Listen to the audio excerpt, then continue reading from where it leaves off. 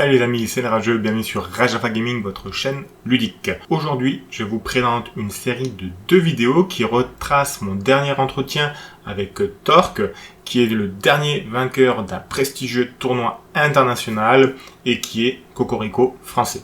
J'ai décidé de couper ce long entretien en 2 vidéos. Une première partie retraçant son expérience du tournoi et son expérience un peu plus globale. Et dans une deuxième partie, qui devrait sortir courant de la semaine également, son analyse et sa présentation de son deck Han Solo, qui n'est pas piqué des hannetons et que je vous invite fortement à voir. J'en profite ainsi encore une fois pour remercier fortement Torque de participer à notre chaîne et de vous donner des conseils de jeu. Je vous invite également à rejoindre sa chaîne en anglophone. Et pour ceux qui ne l'ont pas encore fait, je vous invite à nous rejoindre sur Twitch, d'où cet entretien a été tiré. Vous pourrez ainsi échanger avec nous et vous poser vos questions. Vous pouvez également poser les questions en commentaire de cette vidéo. Je les relayerai à Torque pour notre prochain live. Et sur ce, bon visionnage et n'oubliez pas d'activer la petite cloche pour ne pas louper la prochaine vidéo de cette série.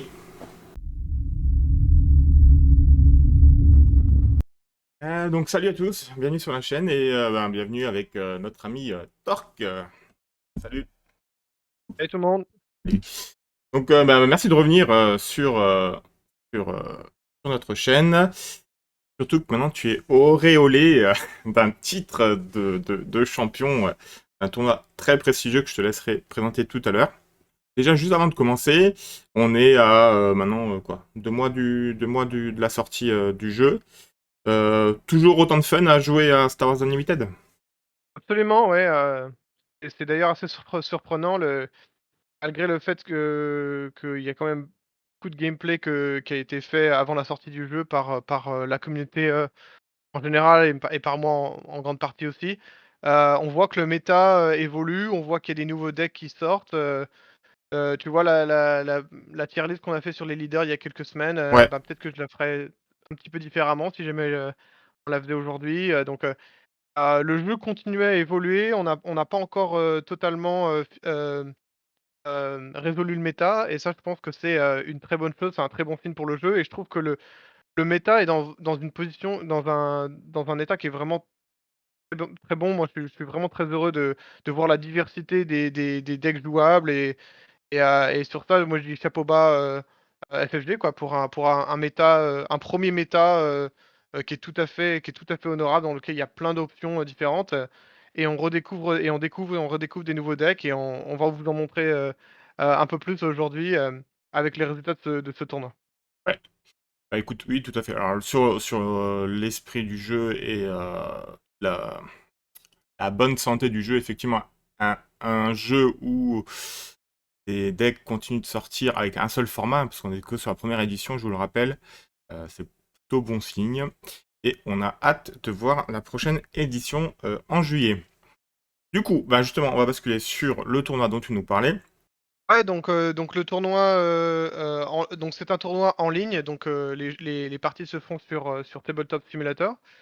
Et en fait, c'est une ligue qui se passe sur, 1 mois et dans ce mois, tu dois jouer au moins, 8 parties et dans ces parties, ben, généralement pour faire partie du top 16, il faut faire, au moins 6-2, donc 6 victoires, 2 défaites, toujours tous en BO3, en 3 games gagnantes ensuite une fois que tu as réussi à rentrer dans le top 16, il va y avoir un tournoi, en élimination directe, dans lequel, ben, évidemment un seul en sortira, après, 4 rounds. Donc voilà, c'est un peu la structure du tournoi. Donc ça s'appelle Take the Initiative et ce mois-ci, donc le mois dernier, c'était donc la saison 1. Donc c'était la saison 1 qui du coup est arrivée en mars, lors de la sortie du jeu. Donc là on est sur la saison, là la ligue de la saison 2 vient de se terminer. Mais le top cut prend un peu de temps, c'est-à-dire le top 16 prend un peu de temps avant de se résoudre puisque les joueurs ont totalement la flexibilité, de jouer quand ils veulent, sur leur, de s'organiser comme ils veulent pour leur partie. Donc ce qui fait la particularité de ce tournoi et la raison pour laquelle j'en parle personnellement sur ma chaîne, c'est que c'est un tournoi qui, est pour moi le plus haut niveau de Star Wars Unlimited qui se joue pour l'instant, sur le jeu. et ça pour plusieurs raisons. Alors, le fait que ce soit un tournoi en ligne fait que du coup, tout le monde, peut y jouer. Tout le monde peut participer. C'est un tournoi qui est très connu dans la communauté, du coup les bons joueurs savent, connaissent son existence et généralement ils participent donc dans ce tournoi, on va avoir du coup, tous les joueurs, les plus avancés qui vont venir s'affronter du coup sur ce tournoi et il y a pas non plus de limite budgétaire, hein, donc pas de deck budget, pas de problème au niveau du budget. Les joueurs, jouent, avec ce qu'ils veulent. Du coup, quand même, 8 games à jouer et au moins faire 6-2 donc c'est pas évident. Surtout dans un environnement assez compétitif où les gens prennent le tournoi assez au sérieux. Ah, Et derrière, top 16, dans le top 16, il y a, énormément de très bons joueurs donc je vais reconnaître, il y a, des youtubeurs, des mecs qui ont gagné des tournois dans la vraie vie, des joueurs, qui sont peut-être un peu moins connus mais mais qui grindent le jeu vraiment, assidûment donc c'est vraiment très compétitif et c'est compétitif parce qu'en fait, c'est un tournoi qui a un petit peu d'histoire quand même parce que, même si ça s'appelle la saison 1, il y a eu, 3 saisons précédentes, qui se sont passées avant la sortie du jeu, et sur lesquelles, et comme c'est connu depuis longtemps, ben, les joueurs, s'y affrontent et généralement l'objectif pour les joueurs donc il y a rien à gagner. C'est avant tout, pour le prestige, pour tester, son deck au plus haut niveau. Et pour mettre à l'épreuve, donc des nouvelles idées qu'on aurait, donc certains concepts, par exemple, je parle de Steadfast Battalion. Battalion dans Boba Green, dans Boba Vert, c'était pendant la saison, 0.5 de Text Initiative.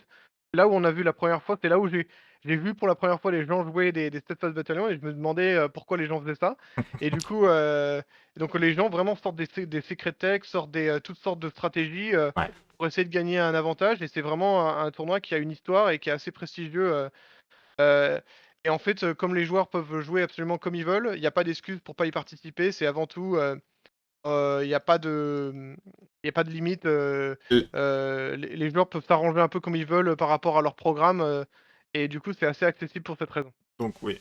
Alors l'inscription en elle-même, c'est sur invitation, c'est libre, libre. Alors pour la ligue, il suffit de joindre, de rejoindre le Discord, de la ligue et de s'inscrire, donc ça, c'est ouvert à tous. D'accord. Par contre, ce qui est pas ouvert à tous, c'est de s'en sortir à 6-2, Ouais. et de sortir au top cut. Parce qu'en fait, la ligue, on peut changer de deck d'une partie à une autre. C'est vraiment une ligue. C'est très flexible. On fait les parties quand on veut. On change, son deck d'une partie à l'autre. Ouais. Donc vraiment, ce qui est vraiment difficile, c'est le top cut, c'est-à-dire c'est Et, le top 16. C'est pas vraiment et une fois que tu as la intégré ligue en ton, elle-même. ton top 16, par contre, ton deck il est bloqué ou tu as le droit de le modifier en cours de route? Là, c'est totalement une fois que tu es dans le top 16, ça devient un tournoi, donc là, c'est totalement C'est bloqué fermé. et c'est là où les choses intéressantes commencent. Les choses intéressantes commencent, c'est là où vraiment le niveau est vraiment très relevé et à chaque round, tu vas rencontrer un joueur, qui connaît son deck, très, très bien et qui peut être un grand danger et ça peut être, et c'est un tournoi qui est, d'expérience, un tournoi qui est très difficile à gagner, heu Ouais. voilà. Donc pour faire simple, on est vraiment sur un tournoi en gros ouvert à tous et après le top 16, c'est un peu méta créateur, on va dire. Méta. Enfin, Ouais, ouais, même c'est avant, des je pense, mais dans le top ouais, 16, disons qu'il y a beaucoup de disons que la grande majorité des decks, du méta que vous connaissez, que ce soit, ben, Boba vert, Krennic vert, Sabine vert, tous les decks méta que vous avez connus lors de la sortie, ils ont été élaborés en partie pour gagner ce tournoi-là, quoi. d'accord. Et alors, du coup, donc ça s'est terminé il y a quoi? Il y a quoi, 15 jours, 3 semaines? Ouais, il y a 15 jours, 3 semaines, le Et top donc, cut de la saison 1, c'est terminé. tu fais la finale et tu remportes la finale d'ailleurs. Et bah, je te propose de revenir un peu sur ton parcours, un peu sur les spécificités de ce que tu as rencontré. On fera une vidéo spécifique donc, pour présenter ton deck, donc un solo, un Han Solo qui a dû surprendre pas mal, je pense. Mais juste pour revenir un peu sur ton parcours déjà, en carte, tu affrontes quoi, dis-moi? Ouais, donc du coup, en 16e de En finale, 16, ouais. j'affronte, Copycat, 99, qui joue, Blue Throne. Et donc Blue Throne, c'est pas exactement le deck le plus dangereux pour moi, mais il le jouait très bien. Et en plus, j'ai pas eu beaucoup de chance sur ma pioche, donc ça a été une partie extrêmement serrée. Et je m'en sors du coup à 2-1. Je vous conseille vivement de les regarder pour ceux qui n'ont pas regardé parce que c'est vraiment un match assez intéressant. Il se passe plein de trucs. Euh, donc voilà. Ensuite, j'affronte Dylan, qui pour moi est un des meilleurs joueurs, en tout cas probablement le meilleur joueur allemand que je connaisse. Quelqu'un qui est arrivé troisième du coup de la ligue en elle-même. Et dans un match-up du coup contrôle vers Krennic contre Anver. Donc là, je gagne la série 2-0. C'était vrai, je pense que c'est un bon match-up pour Han. Et les choses se sont bien passées pour moi. Alors je me souviens pas, ça fait un bail, donc je me souviens pas exactement ce qui s'est passé, mais je me souviens que tout s'est bien passé pour moi, on va dire. Vraiment, le prochain match-up dont j'avais peur, c'était la partie de demi-finale contre Hippo, qui est un joueur polonais qui est extrêmement fort, qui fait top 16 quasiment à tous les top cuts. Et il jouait Boba Vert, qui est un match-up qui est assez mauvais pour Han. Et c'est probablement le match pour lequel je me suis le plus entraîné parce qu'il y avait quasiment une semaine de différence entre les quarts et les demi. Et pendant cette semaine, bah, j'ai grindé des games de Boba Vert pour essayer de résoudre le match-up. Et sur ça, j'ai appris pas mal de nouvelles choses. Et j'ai vraiment changé mon style de jeu pour améliorer le match-up parce que évidemment, je peux pas changer mon deck. Mais j'ai pu pas mal modifier ma manière de jouer et ça m'a vraiment donné un avantage et j'ai fini par gagner du coup 2-0. Alors les choses se sont bien passées pour moi aussi, évidemment. Donc c'est possible de Attention pour battre gagner des un tour. Boba Verts? Tout à fait, c'est très possible de battre Boba Vert avec Han. Le match-up n'est pas aussi mauvais que je le pensais. Et ça, c'était vraiment. Bah, c'était vraiment pour moi, ça a été vraiment le gros tournant du tournoi parce que c'était vraiment le moment où je pensais que mon aventure allait s'arrêter et finalement ça s'est bien passé pour moi. Donc évidemment, je tiens à le préciser, hein, mais dans un tournoi comme ça, de toute façon, il faut de la chance pour gagner. Il faut les deux, il faut être bon, il faut avoir de la chance, hein, c'est clair. La per- la- un mec qui gagne un tournoi et qui vous dit qu'il a tout fait au skill, que c'est pas une question de chance, il vous ment évidemment il y a une part de chance qui est importante. Euh, L'entraînement, alors, on est sur un jeu de hasard quand même, donc euh, l'entraînement te permet de réduire cette part de hasard, mais la part de hasard reste toujours présente, sinon c'est plus un jeu, hein, sinon c'est autre chose. ah ouais. C'est plus amusant. Ouais. Et finalement, la finale Oui, la finale. contre Toul, son jeu Grand Inquisiteur vert. Donc, Grand Inquisiteur, c'est un vert, c'est un deck dans lequel j'ai parlé sur ma chaîne avant le tournoi, puisqu'en fait, j'ai pas mal playtest avec O'Toole, qui est aussi un joueur polonais très fort. Euh, j'ai joué pas mal contre lui, du coup, il fait partie de mon groupe de test. Et je savais que son deck était très fort, mais il avait jamais réussi à le prouver vraiment dans un tournoi. Et là, son parcours est absolument exceptionnel. Il bat 2-0 Astrotech, qui est un des meilleurs joueurs Boba Vert au monde. Hein, vraiment, c'est un des meilleurs. Ensuite, il bat SIP, qui est aussi un des meilleurs joueurs Boba Vert au monde. Euh, donc voilà, et derrière, il bat Niklas, qui joue une liste très similaire à la mienne, et finit en finale. Donc un parcours absolument exceptionnel pour son deck. Mais malgré tout, c'était un très bon match-up pour moi. Et au final, je finis par remporter la finale de 2-1. Bon, Donc, voilà un peu le parcours. pour les gens qui nous regardent là, je vous invite à la vidéo là que tu l'as présentée, hein, sur ta page YouTube, donc je vous invite à aller voir ça. Et toutes les vidéos, donc toutes les games sont possiblement visionnables. Je vous mettrai le lien en description.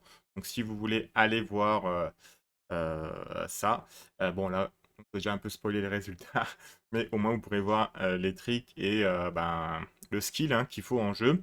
Ah oui, on m'a fait une reproche. J'utilise trop de mots anglophones, donc les compétences et quoi, le skill, c'est quoi? C'est le talent, on Ouais, va ouais, dire, c'est le talent. C'est le talent. les stratégies qui sont Voilà, utilisées pour remporter la partie, pour quoi. remporter la partie. Euh, les différentes stratégies, les différentes Ouais. tactiques qui sont utilisées par les joueurs. Donc en fait, comme je disais plus tôt, la grande caractéristique du Text Initiative, c'est que c'est un tournoi qui est pris au sérieux par pas mal de joueurs. Il y a beaucoup de très bons joueurs qui y participent.